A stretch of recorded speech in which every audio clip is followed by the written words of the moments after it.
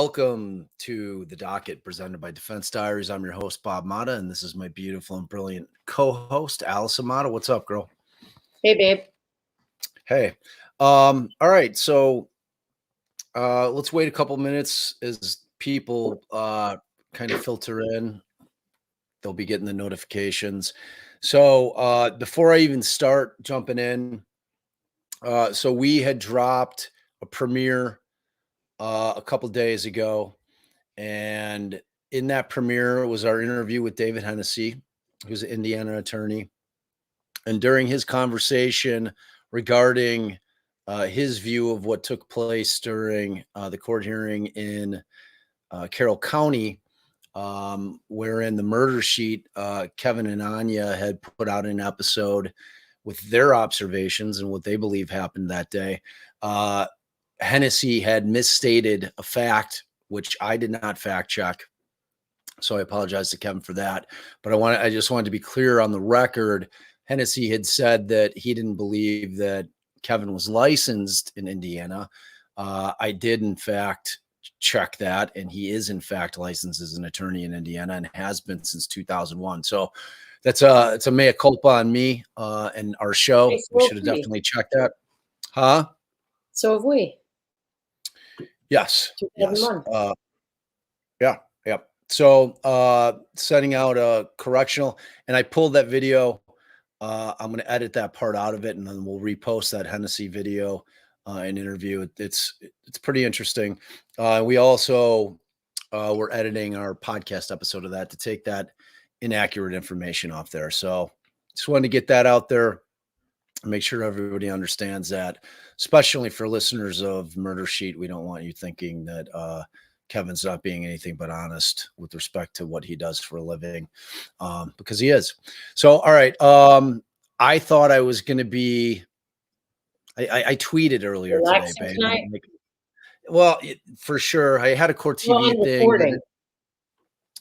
We're supposed to be recording Avery tonight.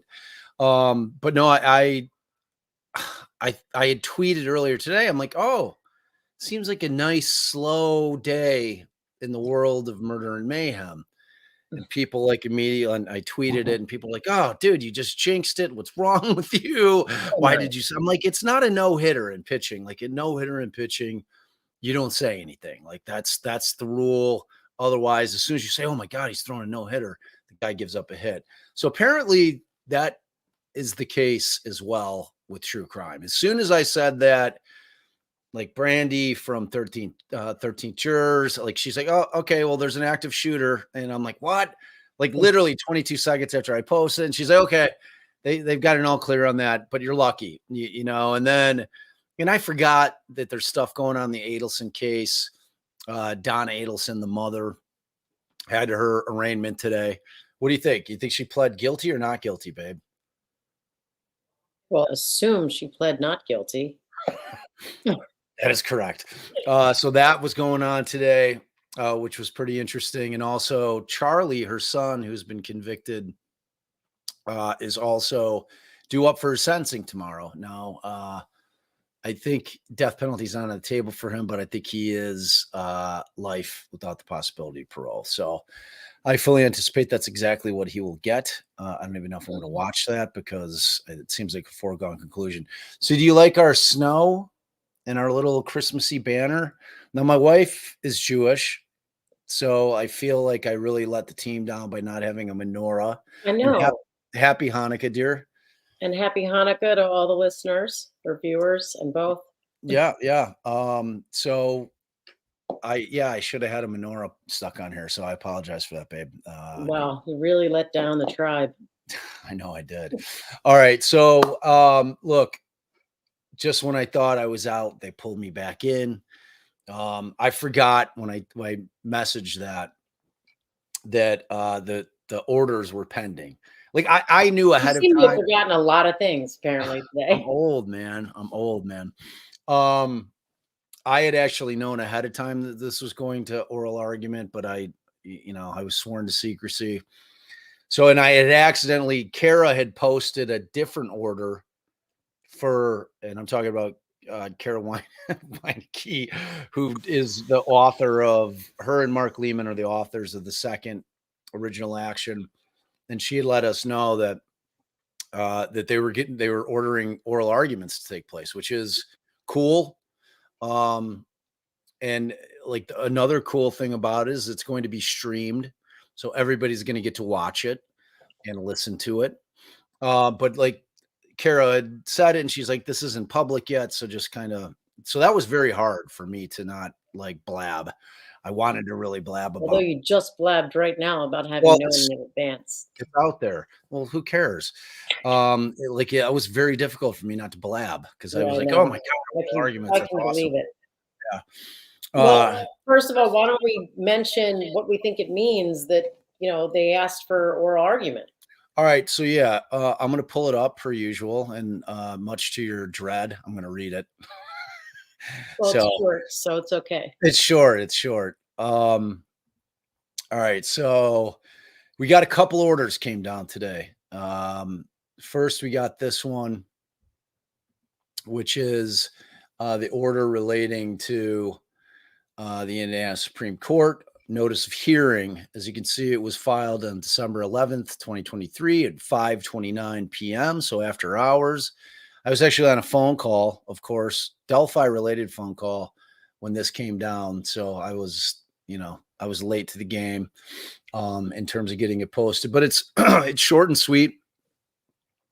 And it says, notice the hearing. The Supreme Court will hear oral argument on the relator's second application for writ of mandamus and prohibition in state ex rel Allen. And then that's going to be January 18th, 2024. So next year at 11 a.m. The relator seeks a writ from this court reinstating his former counsel, setting trial within 70 days, and removing the trial judge and appointing a special judge. The argument will be conducted in the courtroom of the Indiana Supreme Court, address given to us. The argument will be 60 minutes. Now, this is interesting. I believe that they typically get 40 collectively. So they've given them an extra 20 minutes. So they anticipate could be some heated arguments, some back and forth, A lot of questions from the justices. a lot of questions from the justices, I imagine. So the argument will be 60 minutes, equally divided between the relator and the parties opposing the writ.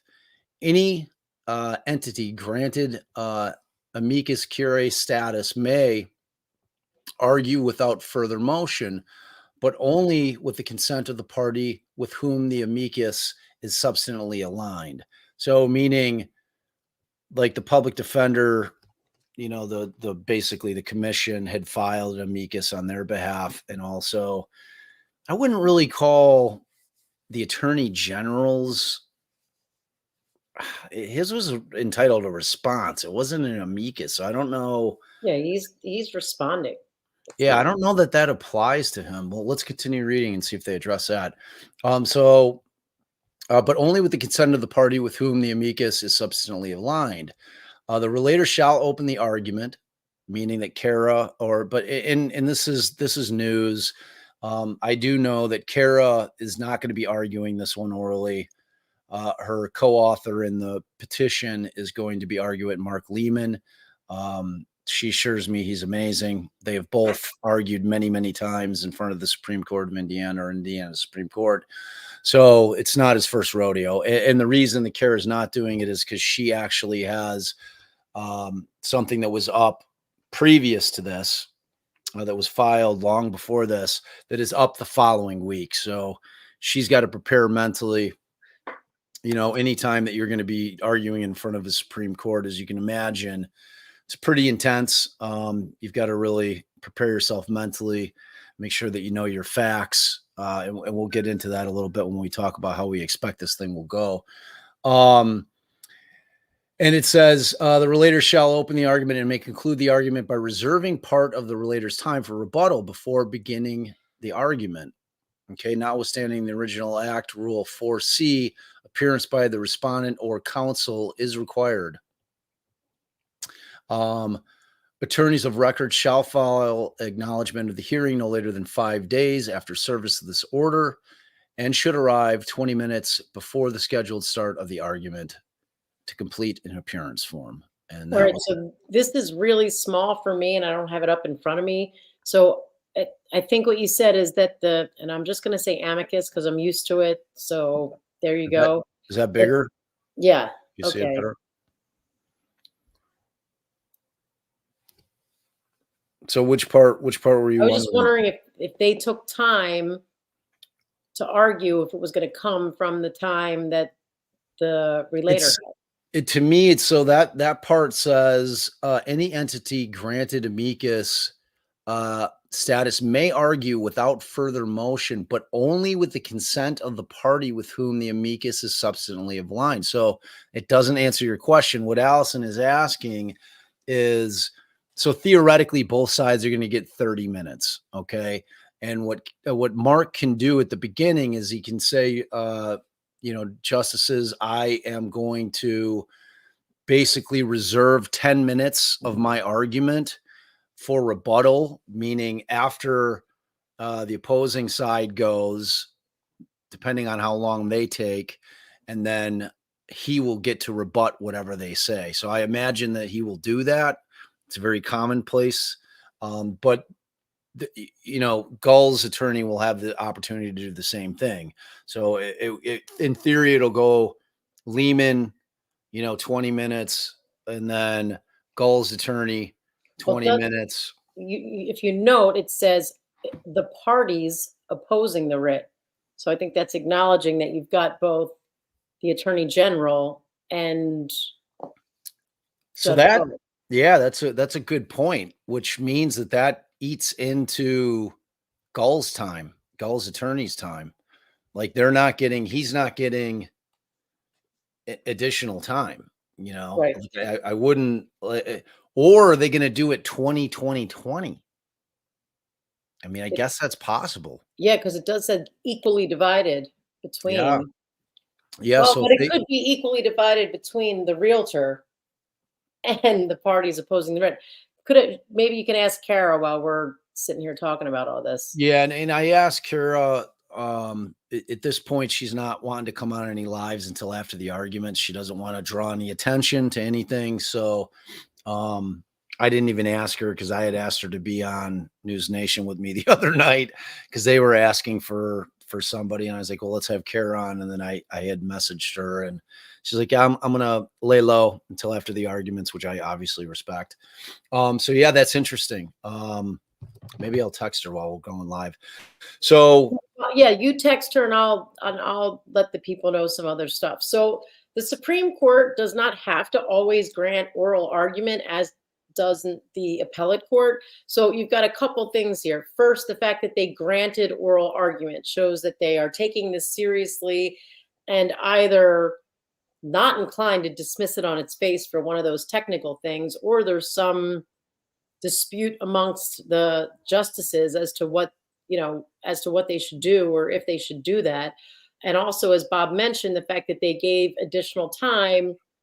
I mean, it could be because they expect a lot of questions from the justices, they think the issues warrant additional time, or because there is the attorney general and Gull's lawyer. But either way, I think all in all, it shows that the Supreme Court has every intention on taking this very seriously. okay, keep talking, keep making words. I'm still Okay. texting Kara. um, so that's pretty interesting. And I think that Bob's planning on going up there, which will also be Oh, interesting. And I 100%. don't know, Oh, I don't think we know that there's going to be I can't imagine cameras in the courtroom, but typically, and I don't know about in Indiana, but a lot of the Supreme Courts will have their oral arguments, the audio available for the public at some no, point. I'm sorry to interrupt. I have it confirmed there will be a video stream through the Wow. court's website, much like when we did Adnan Syed, and we put that thing out there. Um, So we'll check and the court we order and maybe we'll do that again, depending. yeah, well, I'll be there, but you should do it. Oh, You should do it for the folks that want oh yeah. some commentary from you. Well, that would be awesome. That Um, But yeah, no, they're gonna have video and audio, so they're gonna stream it. That might be Um, desperately boring. I doubt it. You're amazing. You're like people love you more than they love me. They're always saying, "Bob, shut up. Let Allison talk more. Bob, quit interrupting Allison. Bob, why are you so mean to Allison?" Always. Like no one's ever like Allison is so mean to Bob. Bob like No, doesn't somebody talk did enough. said somebody absolutely did say that at some point, I think 'cause they I were just am. trying to I think that was just to placate me, make me feel better. Um, Oh, okay. all right, so and Gull. All right, Next so order.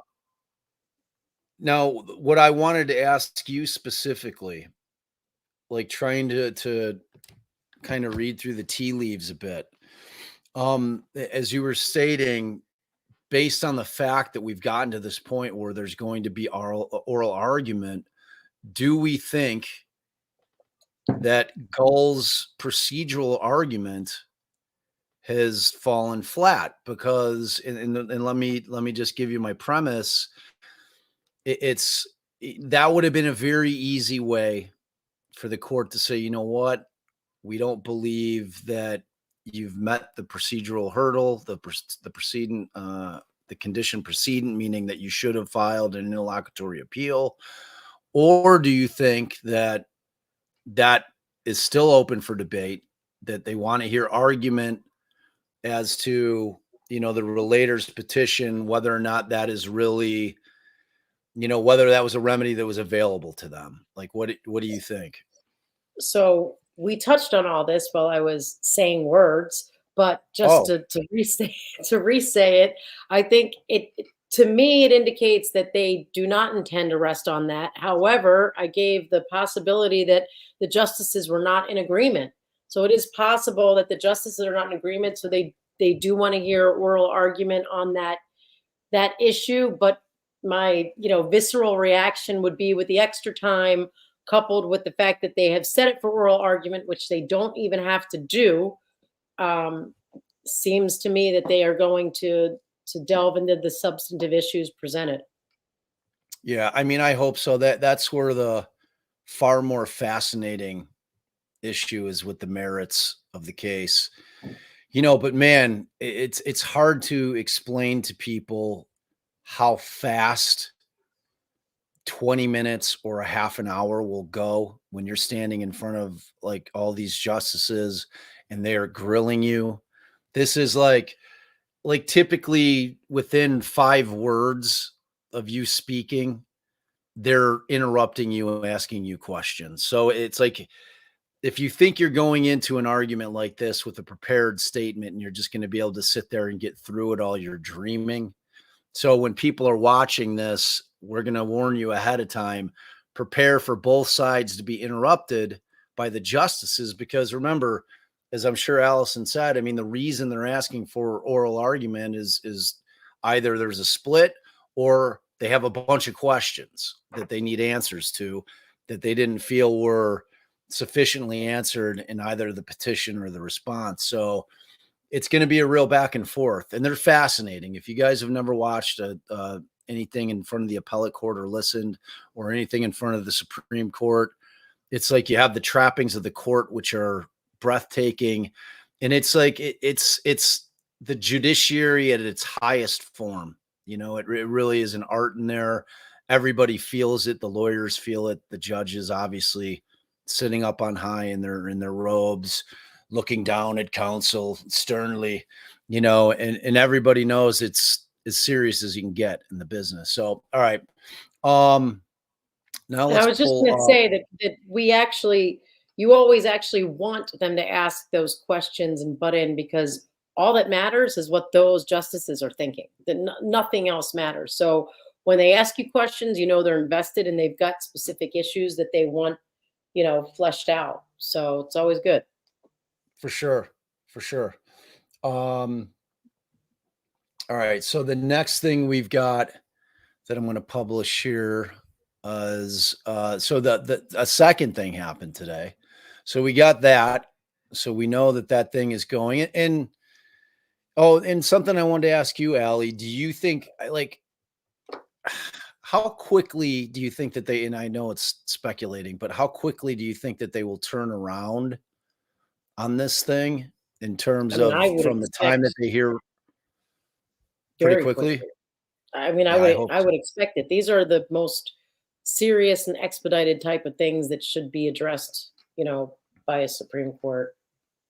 Yeah, and to the extent that it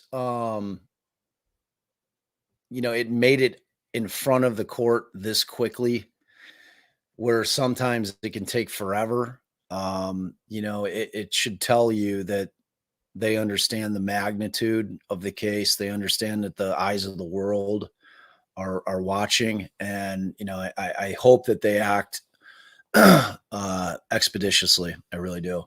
All right, And so then before you read this, I was trying to read it, and I actually did because I think there might be some windows into, some of the same issues applied as far as, initial burdens and things that weren't done. So you kind of get a window into the court's thinking, through this order.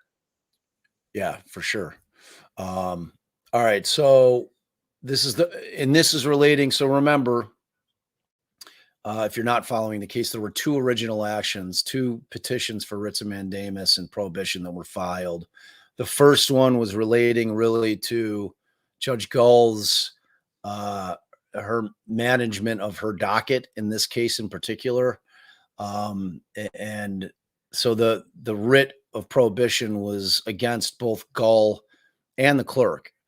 And if you'll recall, I think probably I don't know how many days after, uh, right before she filed her response, the day before, or maybe the day of, like earlier in the day, Judge Gull drafted up an order directing the clerk saying, "Hey, Madam Clerk, I need you to fix all the things that you screwed up on the docket.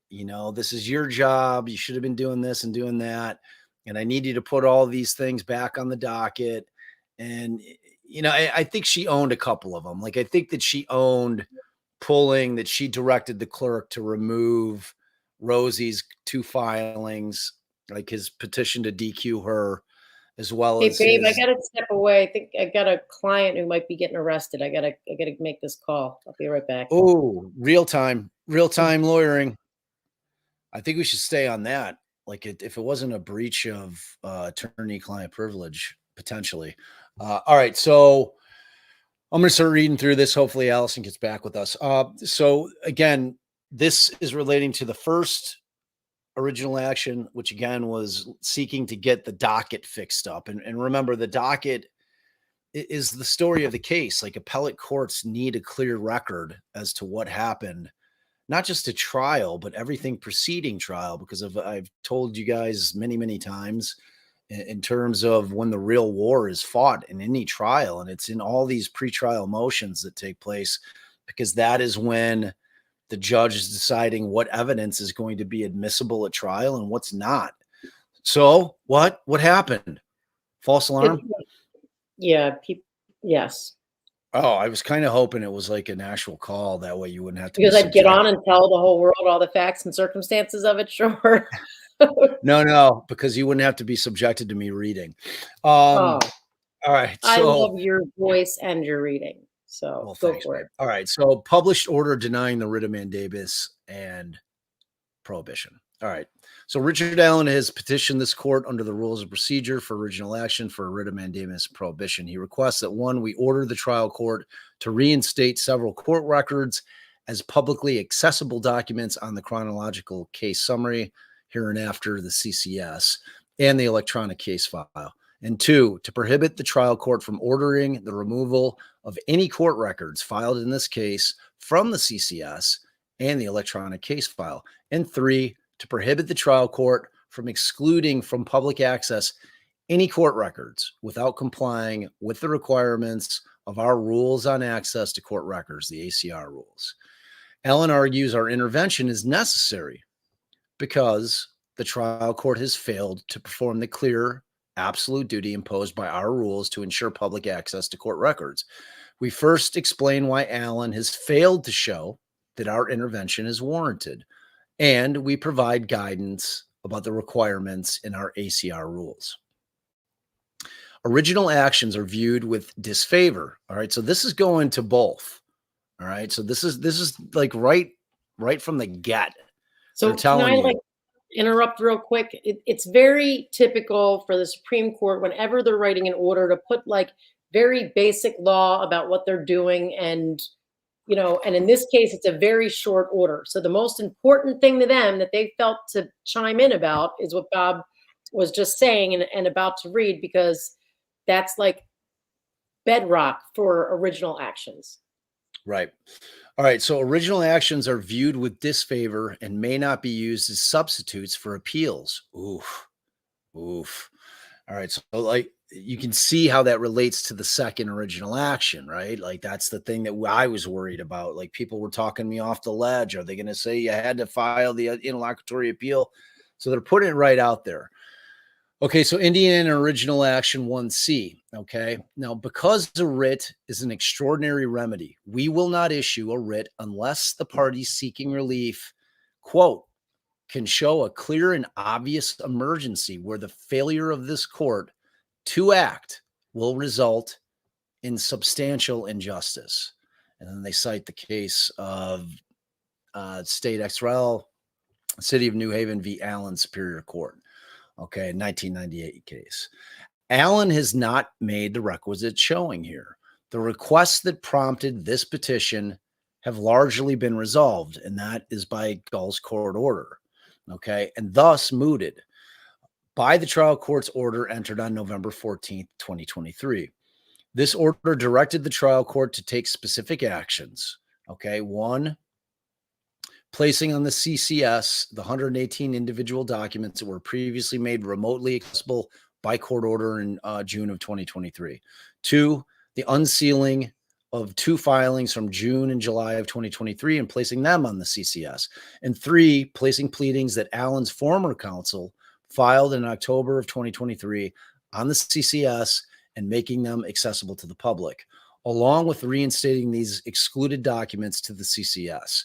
The November 14th order reflects the court's intention to comply with the ACR rules going, all right, now we got to wait for it. I got to switch to the new thingy. I'm guessing Get forward. this. Yeah, like I had them in 2 separate documents, so I got to do No, I'm this. just saying going forward. Oh, yeah. Sorry for the jankiness here, kids. Okay. All right, so let's blow this dude up. Okay. Forward. Good job, babe. If there are any remaining concerns about the access to court records here, interested parties should first seek relief in the trial court and then pursue an appeal if necessary. So Okay. again, circling back to that concept of seek relief to the trial court first and then file an appeal.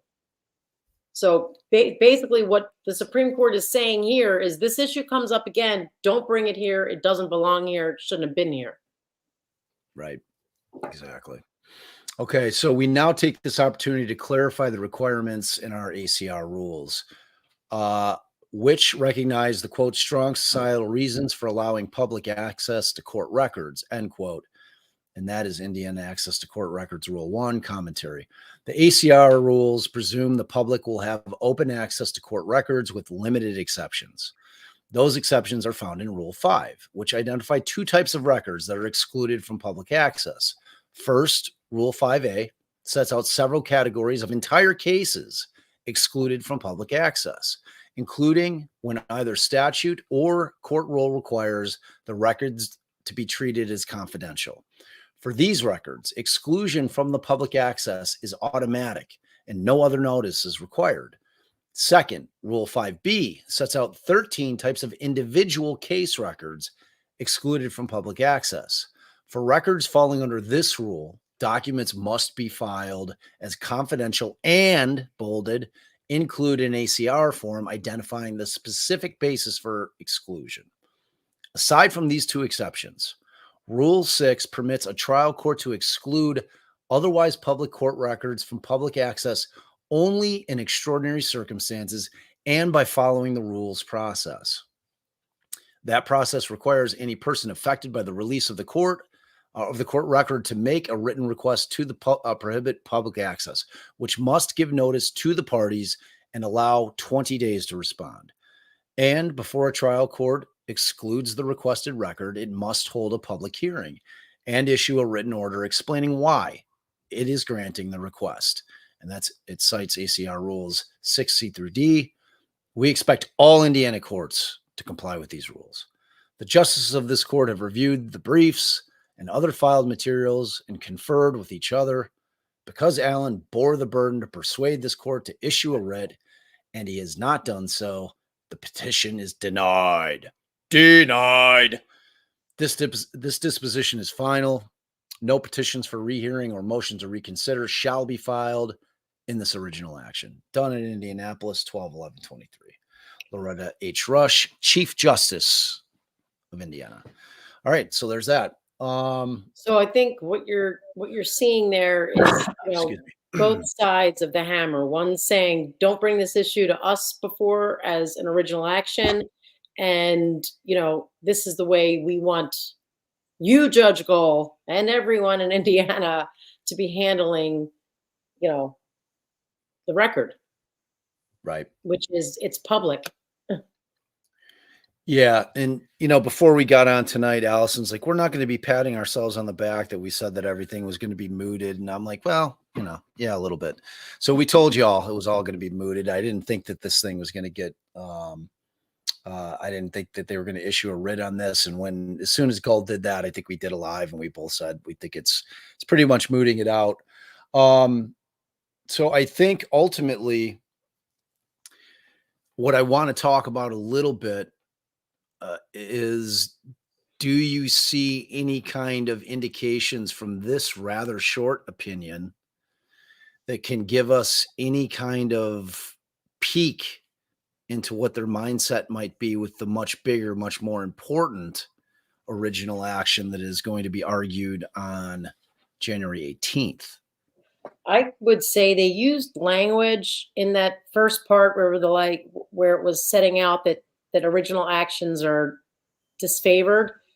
They used language in the second part of that to be like, unless there is an emergency situation that's going to result in substantial injustice. And I think the second action could fit squarely within those parameters. Obviously, also, like you said, they're still talking about, have you, shown that this shouldn't be, this isn't a substitute for an appeal. So have you shown that you shouldn't have taken that route? And at this point, I think even if they would say maybe something should have gone that route, that they might also find at this point, there is, like, in essence, an emergency that's going to result in a substantial injustice, and time is of the essence. So, they're going to use their discretion to hear something they might not otherwise hear. They're going to, they've got plenty of discretion to work around things. So I'm still hopeful that the reason that they've scheduled the hearing and didn't just say, because look, if they're also concerned with time, they could have very quickly said, file an appeal. Like, no, not here. So why are they going to drag this process out just to, at the end of it, say, go file an appeal? Right. I don't know. Obviously, I'm not acting as any sort of, like, what's the term I'm thinking of, babe? Soothsayer, like fortune teller, whatever. Super knowledgeable on the issue. Like, I can't think of the words I'm looking for. You're supposed to help me with that. But I'm pretty good at it typically. You are.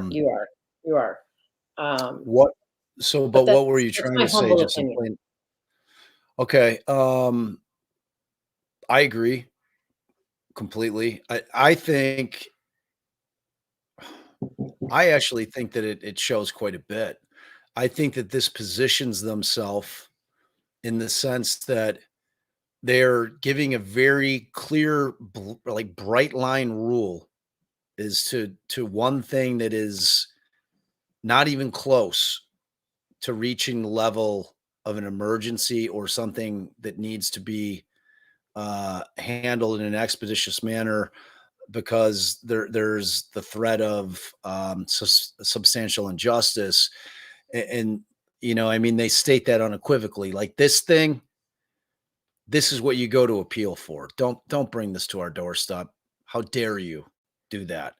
Now, because we didn't get a very similar order issued today, which I easily could have done, the fact that we got this order and the first thing that they address is the fact that you skipped a step.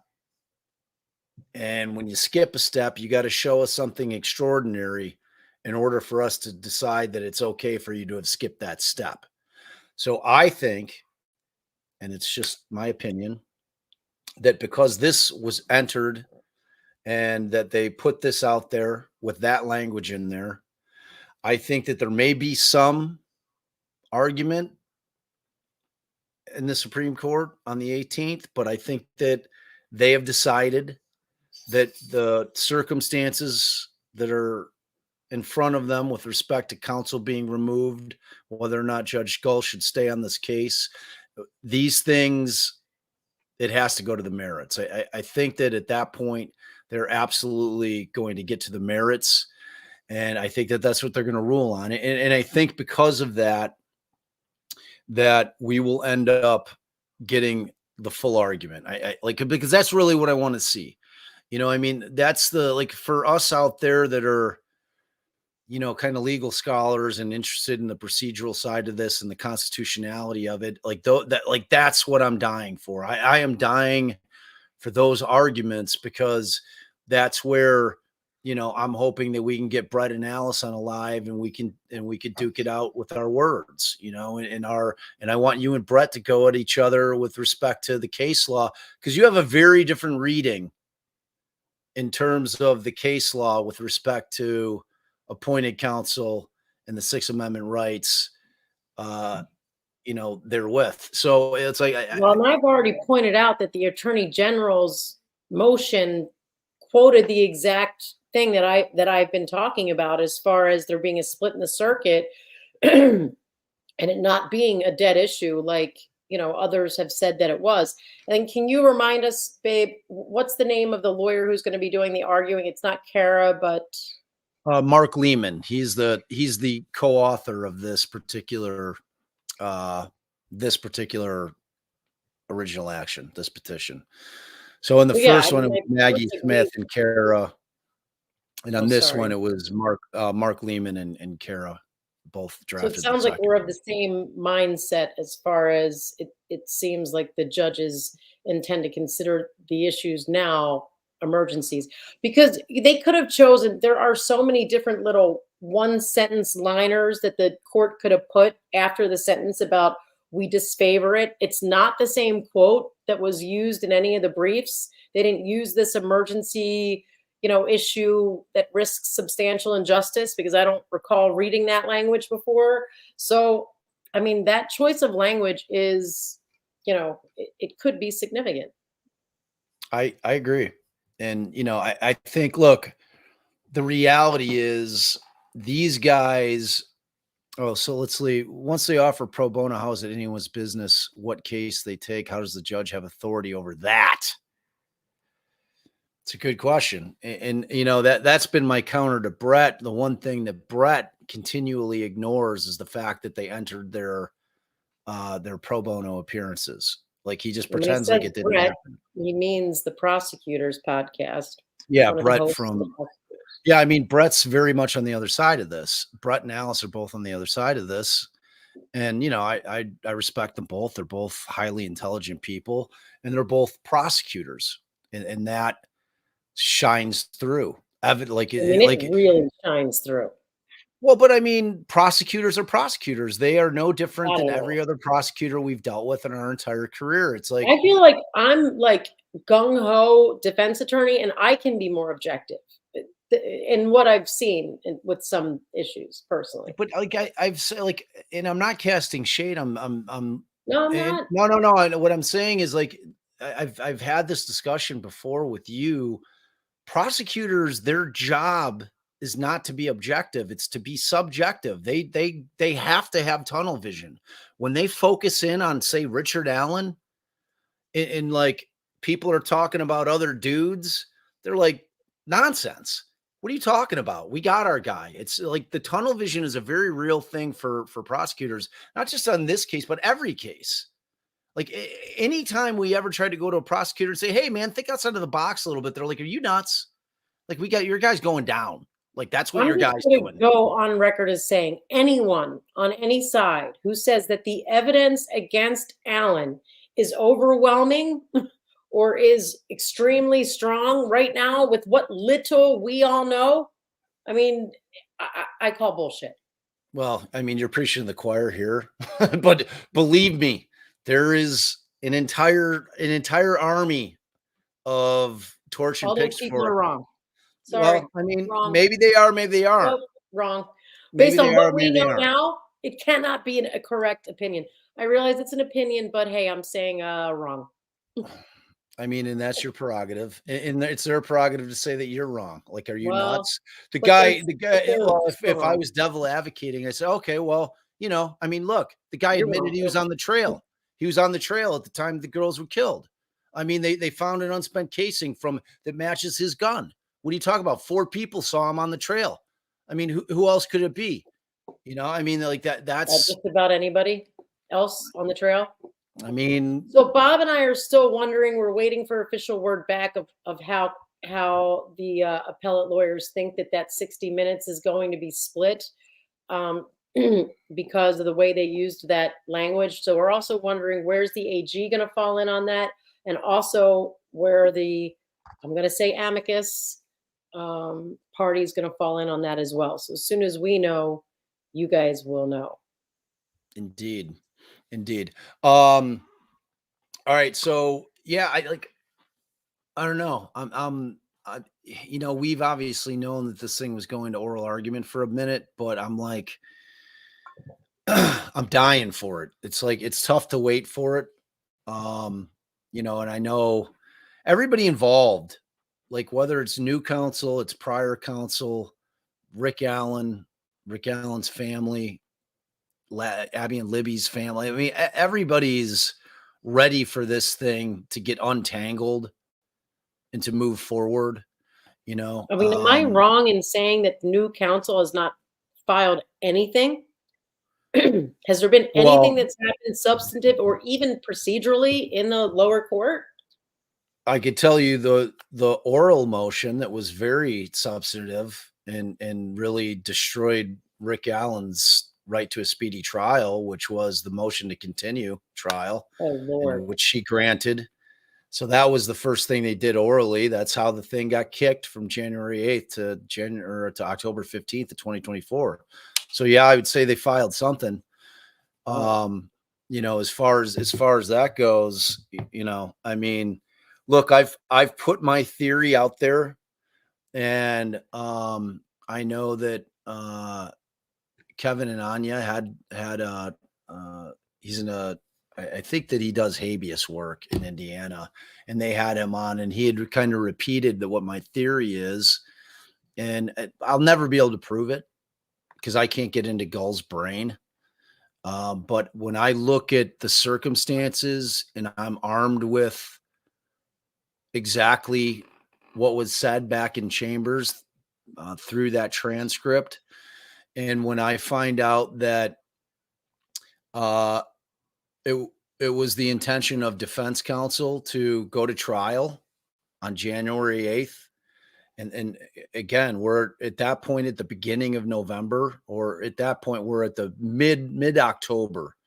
So we're November, December, 2 months away with everything still pending, with Gull admitting on the record that she had not even read the brief in its entirety, that she had gone through none of the exhibits, that she had not scheduled the motion in limine, which is a weird motion for the ballistics. The Frank's hearing had not been heard, any other motions that have to be filed, and to do that in 2 months when those guys came to her and said that we're going to be ready and that we're filing Allen's notice of his speedy trial demand, she freaked out. Like that is so much for a judge to try to get through when she's been slow dragging, and like I have no idea what her docket's like. I mean, she may have like I said, Allen County is 15, 20 times the size of Carroll County, So, I mean, her docket could be packed, and judges have every day they're in court, every day they're calling cases, every day they're trying to schedule the best they can. So that's her reality. Like I don't know what she has going on. For whatever reason, things weren't getting scheduled, things weren't getting heard. And I think that when that was put before her, that when she heard those words come out of their mouth, that she's using all her 5 little bullet points, the leaks, the 2 leaks, the filing the notice to preserve Rick Allen's ability for civil suit, whatever her 5 little things were, what she used is the reason to remove these guys. I think, and no one's ever going to change my mind on it, that her real reason for getting these guys off the case was She for wasn't ready. exactly what happened on October 31st. The very first thing she did when she came into that courtroom is said, "Mr. Librado, I understand that you have a motion to file, sir. What is that motion?" And Librado stood up and said, "Well, Your Honor, we just got into the case, and we've heard that it's voluminous discovery, and we're going to have to ask for time. There's no way we can be ready." And she's like, "I agree." And then he does a move where he says, "Oh, I'm going to ask for November." And then she does a move where says, "Okay, well, I'm going to pull it back to October 15th, big guy. So you better be ready." You know what I mean? But like, think about that. He asks for in order to kind of placate the victims' I hear you. families and He everybody. acts like he's moving it forward. Yeah, I'm going to move it forward 15 days. Yeah, I'm But gonna do this thing here. I find So it let very me ask you telling. this, because I don't know if you watched it or you saw it or what. Did anyone, because typically, and I'll tell the people this, typically when the lawyers request a continuance of a criminal case, we have to say that the defendant is acknowledging that this is waiving his right to a speedy trial, and that I've spoken with my client and he's in agreement. Was there any discussion about that? No. So that answers my and Onerous's question. Yeah, I mean, like, remember, like, this was the weirdest court date ever. It's like Rick sitting there in court at counsel table. They bring him in for this one, and you got the new lawyers who she's appointed, Librado and Scremin, back behind counsel table. It's kind of standing there, and you got Brad and Andy sitting up at counsel table. And so Really? How didn't I know any of this happened? I told because you never listen when we're on live. I don't think you did not tell me this. You did not tell me that they went into court and the 2 former lawyers sat at counsel table and the 2 other lawyers stood behind.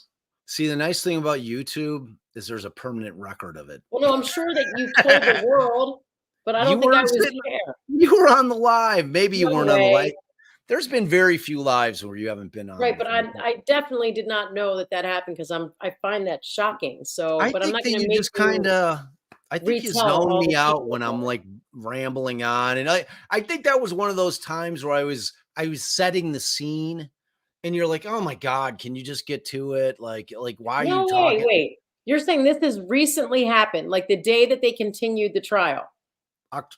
Yeah, October Yeah, 31st. I was unaware. We'll have to go look back at the lives, but if I was there, that seems outrageous. We'll check.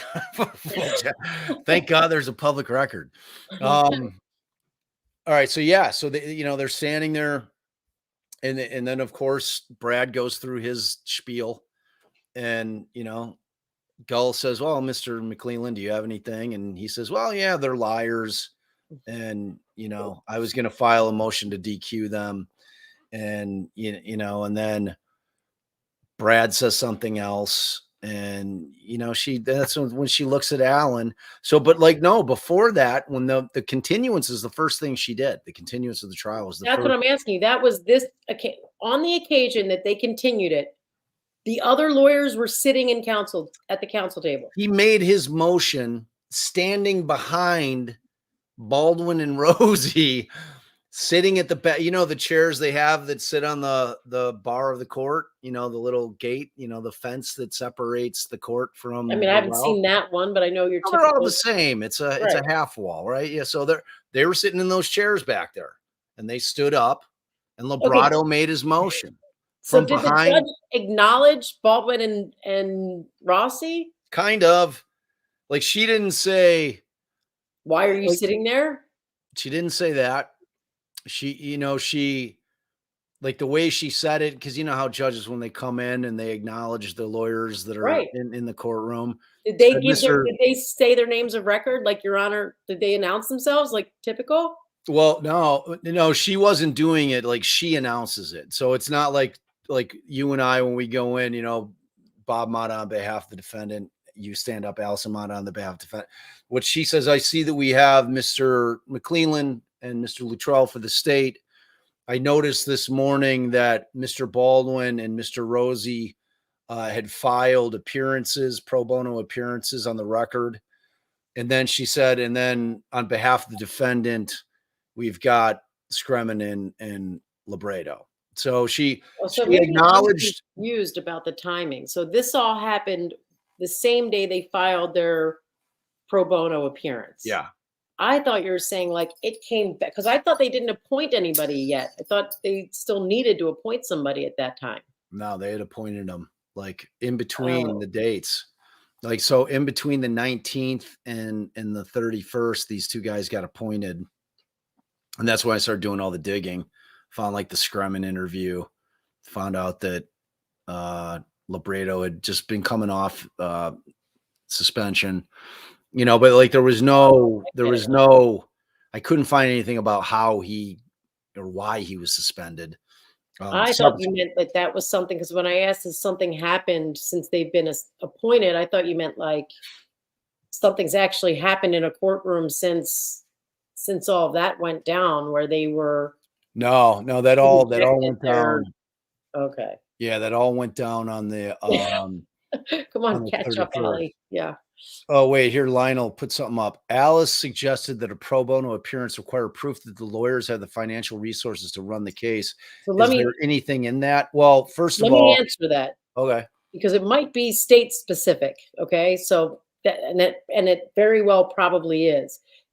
The states that I practice in, if I'm on a case, whether it be pro bono or they pay me, sometimes they need things that they cannot afford after that. So you request the court for funds for experts and things of that nature. So I can't imagine any pro bono situation where the defense attorney is supposed to pay for the experts out of pocket.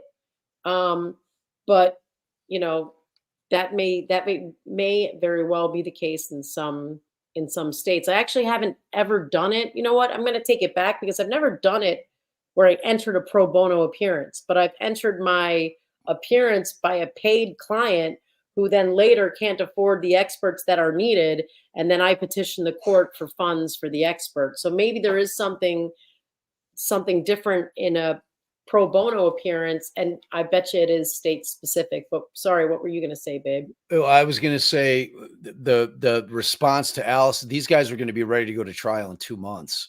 So they were not belaboring. This was not going to be litigated for 3 years where, they were ready to go. So in terms of, their ability to be able to move forward, and I know for a fact that they have their forensic, their phone guy, their data guy, who's going to be reviewing all the forensic stuff. So in turn, because like what I was thinking, like when you and I were talking about the proposition of those guys entering their pro bono appearances, man, it's like it's a firm killer. It kills your practice. It's such a like a tough thing to do in terms of keeping the rest of your practice afloat, especially if the thing would have gone for 2 years or 2.5 years. I mean, like there's just, I don't see how they would have been able to do that when they came in and said, look, we're ready to go to trial on January 8th.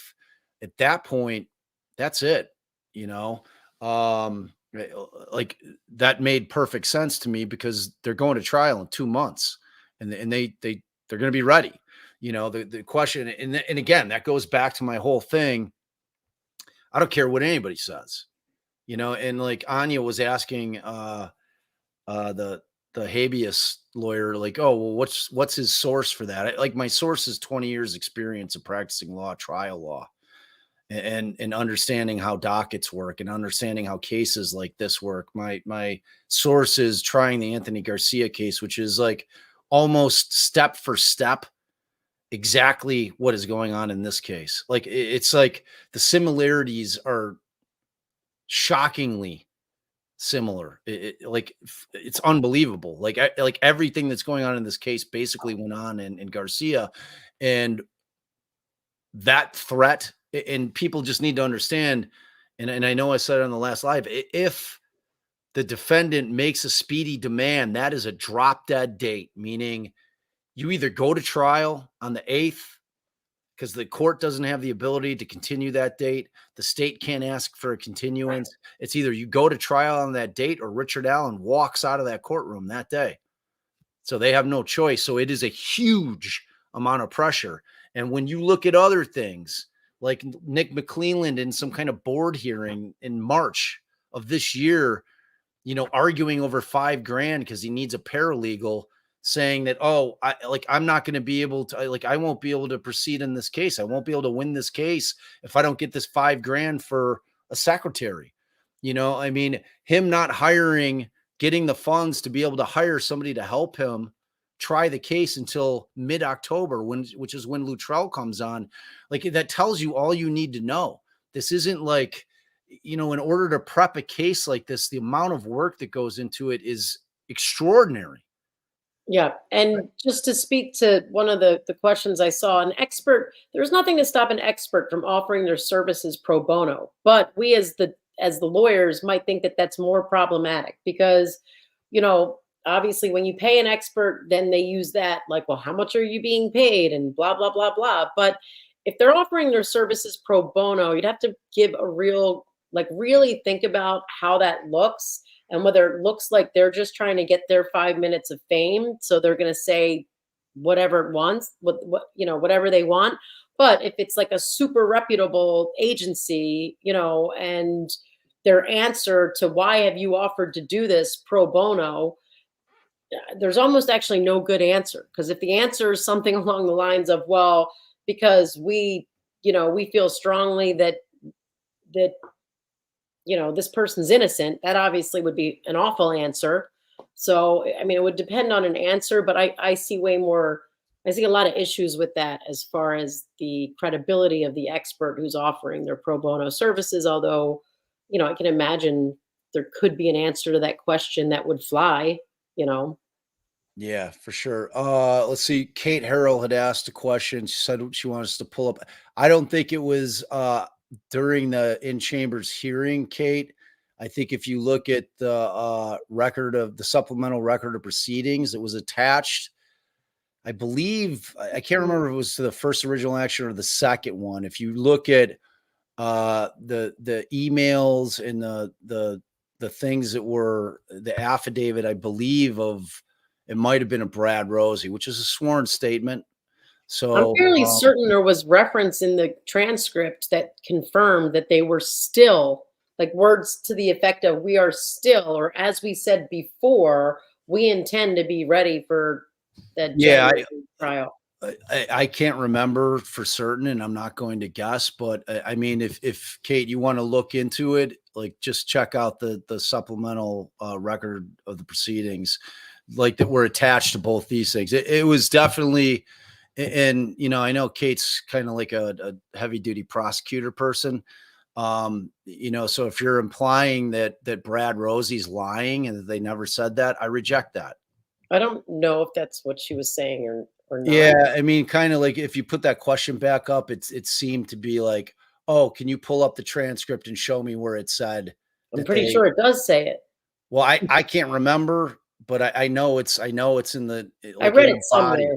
Yeah, Yeah. it's in there a couple. And furthermore, I know firsthand that it happened. Like I just from from people involved in the case. I just know that it happened, and I know that it was out there. And and as a matter of fact, Brett and Alice talked about it, and Brett was like, "Well, I just think it was a move." It was like, and lawyers do it all the time. He's not wrong. Like lawyers use that, like especially defense attorneys, because it puts a lot of pressure on the state in terms of saying, "Yeah, we're going to do it." We're putting in a speedy demand. And it forces the state to be ready way faster than they typically would be. So, it's there. It's there. I promise you. But there was another question you just had up that I was going to answer. Now I don't know who it was. What it was. I saw it. It was mods. Can you put that back up? Oh, I remember speedy trial.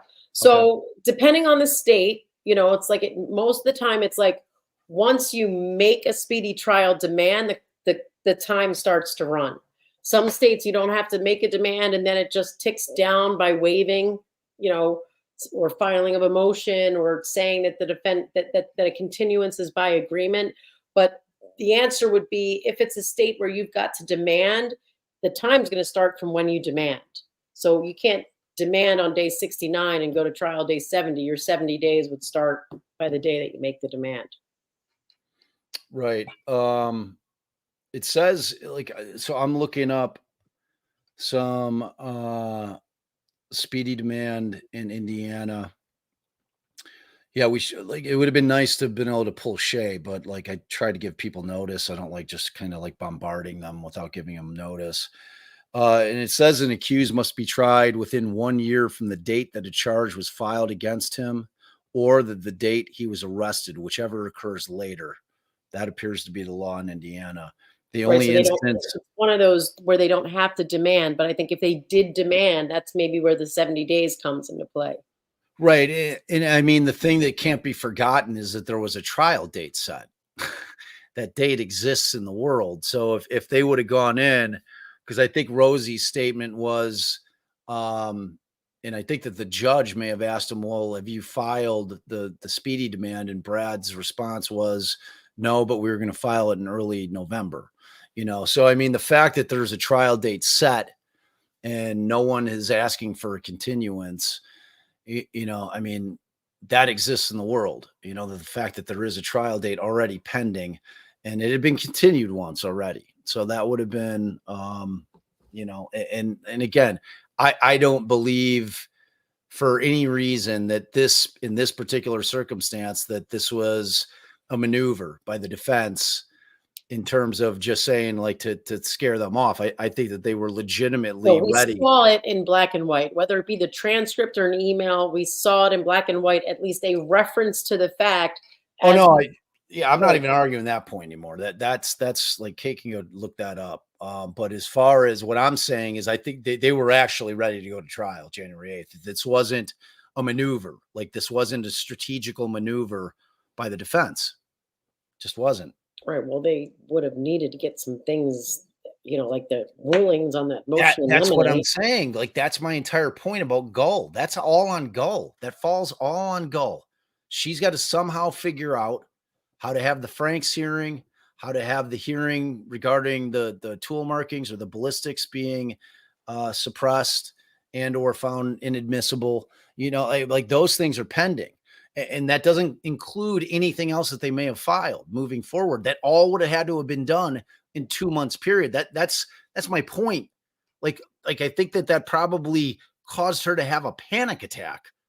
In her mind, she's like, what are these people talking about? There's no way we're going to be this case is going to be you have to look at it from the perspective of both the state and the judge. If the defense is going to try to force a trial at that juncture, which would have been 2 months down the road with everything that was still pending, and whether it gets done or not, they're going to trial on January 8th, period.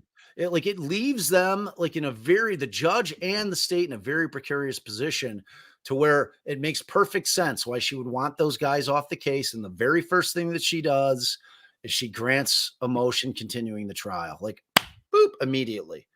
I hear you got a motion you wanted to raise there, right? That's what she said. She said it just like that. Do you know if there anything about this recorded call with Liggett, Planet Evidence? Are you even familiar with that? McClellan recorded phone call with Liggett talking about planted evidence and wrongful conviction on the Crime Night channel. Is that real? So before I was trying to handle, I was on Court TV before this. People were sending me this. I don't know. I haven't heard it yet. Somebody suggested that it was a deep fake, AI deep fake, which, if true, if that is true, if somebody would, and like you hear these AI deep fakes with people's voices Mm. that are, if that is true, it goes exactly to what your cousin was talking about. That is how AI is going to cause the fabric of our society to unravel by doing shit like that. That's just the tip of Like the I have no iceberg. idea if it's true. Huh? If it is, it's just the tip of the AI iceberg in that regard. So I mean, like, who's recording that? You know, like, I mean, like, how is I don't know that? what it is you guys are, what it is people are talking about. So I don't know how to speak on it at Apparently, there's all. this recording that's allegedly Tony Liggett, who's the sheriff of Carroll County, having a conversation with Nick McClelland, where they're talking about exactly what it just said. You mean like they're talking about something they wouldn't want the public to know they're talking about? This But about like that they planted planted evidence and a wrong. evidence? Yes, it's like end of the case type stuff. It's some kind of like just incredible admission by Liggett, like saying we planted the evidence and Oh, this on is a going to be different case. on this case, hon. What? Yes. That's what I'm assuming. I haven't heard it So myself. we will have to look into this further and get back to you, Rock. Yeah. Yeah. Rockaway, I have no idea. It would be stunning. And I had just, Crime Night had just emailed me asking if he could uh, use our video, our YouTube live with Hennessy. And I said, sure. You know, so like, I'm surprised he didn't hit me up with that because I would like, all right. So here, who this says the cadence of the audio is AI, but Nick brought up AI, why he didn't want it in the courtroom. That's interesting. That's true. Like Nick McClelland did bring up like AI, like why he didn't want cameras in the courtroom. Like he said that. Like he's like he was concerned about it. So I don't know if he was aware that this thing was out there. I don't know. So it's not, Right. he's not saying I don't want AI in the courtroom. He's saying I don't want cameras in the courtroom. He's saying I didn't want cameras in the courtroom because like of things like AI like AI. this, which you know, I mean, yeah, I don't know. Laura K, why would a recorded phone call admitting planning evidence exist? That's what I was saying. Like what, Right. like, So none of us know. We're gonna have to look into it, but you know, yeah, I'm but as a certainly, general rule, we the people should not believe a thing we see on the internet unless we see it with our own eyes, like happening. and yeah, and like, so we have no clue whether or not that's true or not. It sounds incredibly far fetched to me.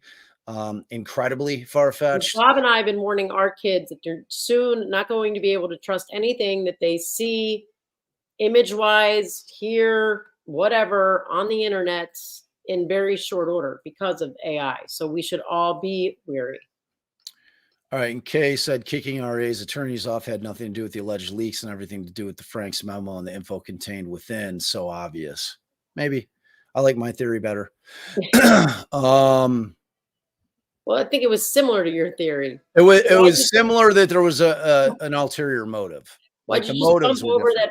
that person who said happy holidays for $5? Oh, I was going to do the shout outs at Those the end. last. All right. All Yeah. right. Lionel, we had already pulled Lionel's up. All right. So owner's covenants. Did the judge even ask RA if he has an objection We to did continue? that. Yeah, not that I recall. Not that I We recall. answered that question. Yeah, no, I don't believe so. So we did that. Okay, so who can they expect to argue on behalf of the We answered relator? So that is Mark Lehman is doing the arguing that day. Like that is confirmed. Okay. Ariel, second writ, says 60 minutes split between the relator and all parties opposing the writ. Does that include the AG? So Have you we heard don't back? know. I have not heard back from Kara yet. Okay, because you're repeating all the questions we've already answered. Okay. Yeah, it looks like we did. But they did get the transcript right. Yes, they did. How is 20 minutes enough time when references need to be made to court precedent? And this is so unusual. So it's actually longer than they typically get. Typically, from my understanding, they get 40 minutes.